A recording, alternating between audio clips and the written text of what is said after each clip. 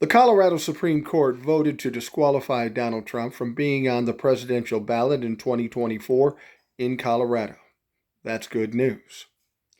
Now, we know that Donald Trump will appeal this to the U.S. Supreme Court, and the real question is what will happen there and how quickly will it happen?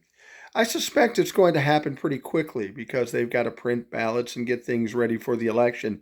If they don't act quickly, it's going to be a fucking mess, and the Supreme Court understands that.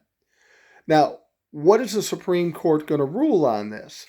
I had Old Soul on the Rational Boomer podcast today. Check it out. She's always awesome, and she's so fucking smart. She laid out 3 scenarios, and I think she's spot on.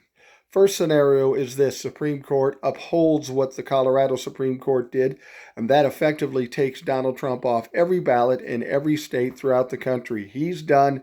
He's not running for president. My personal preference. The second thing she said was that they could say that's not for us to decide, give it back to the states. And that's cool too, but it's going to get pretty chaotic and pretty busy if each state has to go through this process. Now, the third possibility, she said, is that the Supreme Court could just say, you can't take Donald Trump off the ballots, he stays on. Now, she seems to think that's the more likely choice for the Supreme Court, just by virtue of the controversy and all the shit that's going to be around it. And that makes sense, and I understand that.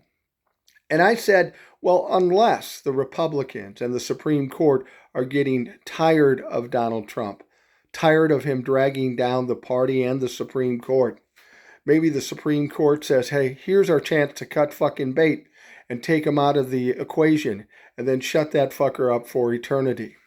I hope I'm right. I hope that old Soul is wrong, but we don't know what's going to happen. All we have to do is wait and watch. But it's a good first step with the Colorado Supreme Court shutting that motherfucker down.